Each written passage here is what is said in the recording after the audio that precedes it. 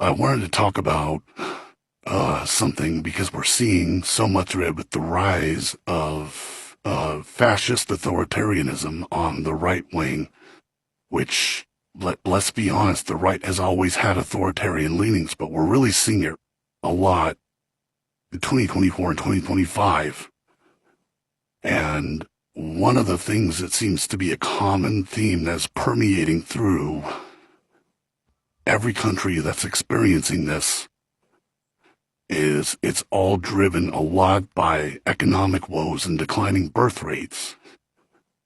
And the problem is, in every country where this is happening, instead of addressing the problem, which is that the declining birth rates are directly caused by the economic woes, because people stop having children when they say, hey, I can't afford to take care of myself.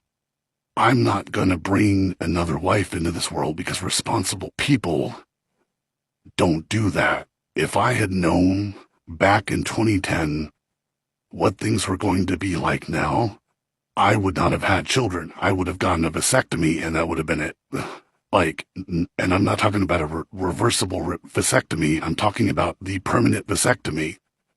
I would have done that and never looked back. So what we're dealing with a lot in this country and in other countries like Japan, where they're experiencing the rise of Sansito, who the last election cycle took 5 seats this year. They held on to 5 and gained another 10, so now Sansito has 15 seats, which is not an insignificant amount of people for something that is viewed as a fringe group.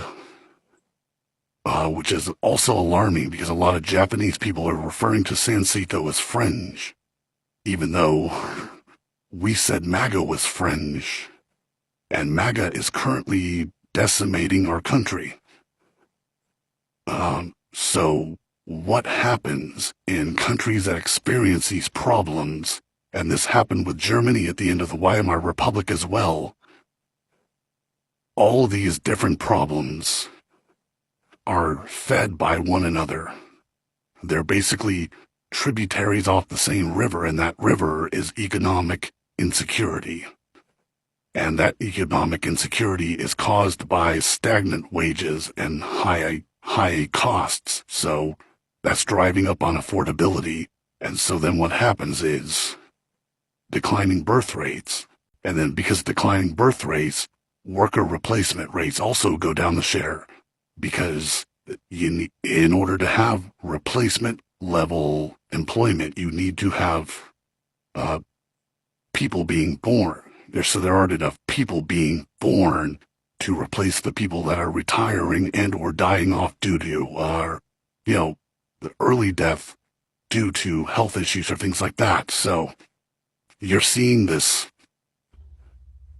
river with all these little branching tributaries off, but they're all connected to the same body of water, which is capitalism.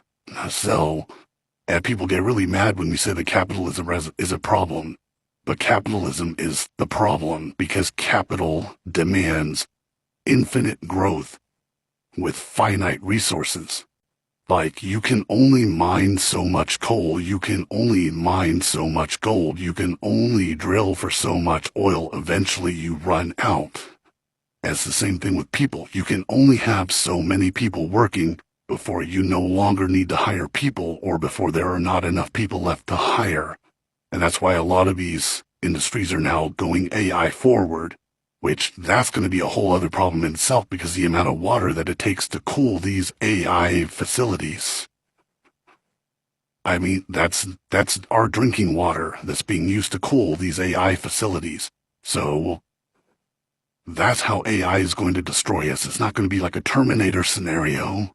It's going to be a resource issue, because it's going to require so much water to keep these facilities cool that we're going to run out of clean, drinkable water. So all of these problems feed into each other, and it's all based on capitalism, and people don't like it when you criticize capitalism, because for some reason the people that are victims of capitalism think that they're capitalists, even though they don't hold any capital. Like, Elon Musk is a capitalist because Elon Musk has capital. Jeff Bezos is a capitalist because Jeff Bezos holds capital. Bill Gates is a capitalist because Bill Gates holds capital. What capital do you hold? None, homie, so stop simping for these people. They're not your friends. But back to my main point, which is that because you have these economic problems that are contributing to everything else, it's ripe ground for fascism. It's fertile soil for fascism to grow out of, because what fascism needs is a scapegoat. That is what feeds fascism, is that we have all these problems and the solutions are not easy. So what fascism does is it offers an easy answer, which is that it finds the smallest minority and blames them. And then once they've been adequately persecuted, it moves on to the next one, and then it moves on to the next one, and then it moves on to the next one. So, for example, like I cited earlier with Germany at the end of the Weimar Republic, first it was the socialists, the communists, the trade unionists, then it was the Romani, and then it was the Jews, and then the queer people, and because of that, 6 billion Jewish people, 10 million people total, were sent to camps and ultimately either killed, or the ones who survive are horrifically psychologically scarred for the rest of their lives. And so right now, what you're seeing in Japan is they're blaming foreigners. Foreigners are 3% of the population in Japan. Not even. And I'm not talking about the tourists. I'm talking about people that live there. People who work for Japanese companies and relocated to Japan to work in their home offices, or people who went to Japan to teach English for Japanese business workers to be able to do business internationally. I have 2 friends that teach English in Hokkaido. And there's several Americans I follow on different social media platforms who live in Japan, and they are fucking scared right now because the rhetoric coming from San Sato is eerily similar to the rhetoric coming out of the Trump administration here. And who is the Trump administration blaming again? They're blaming immigrants. And the thing about immigrants is, especially undocumented immigrants, is they pay into the systems that they are not even able to benefit from. And without these immigrants, a lot of these industries will collapse. Some of them are already collapsing. Construction is already starting to collapse. Agriculture is already starting to collapse. If these immigration crackdowns continue like they are, they will collapse probably by 2028, if not sooner. Some of these businesses won't survive the 2026. And these are people that voted for Donald Trump, by the way. These business owners voted for Donald Trump, and now he's fucking them. But, Donald Trump is used to fucking people that didn't consent. I guess in this case, these people did consent because they voted for him. Anyway, I'm digressing a lot, and I apologize because there's a 10-minute limit on these videos.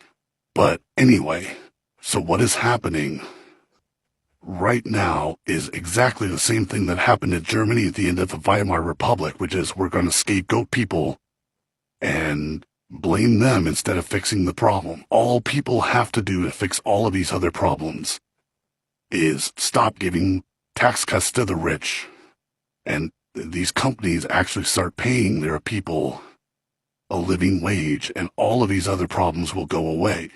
But wealth hoarding and capitalism, which is fed by the wealth hoarding, is what is destroying us. And instead of fixing the problem, you got a guy who comes in and says, I can fix it, and then starts doing everything that's going to make it worse. So we're seeing it here. They saw it in Hungary. They're seeing it in Japan, and it's fucking scary. But the solution is simple, and nobody's getting it.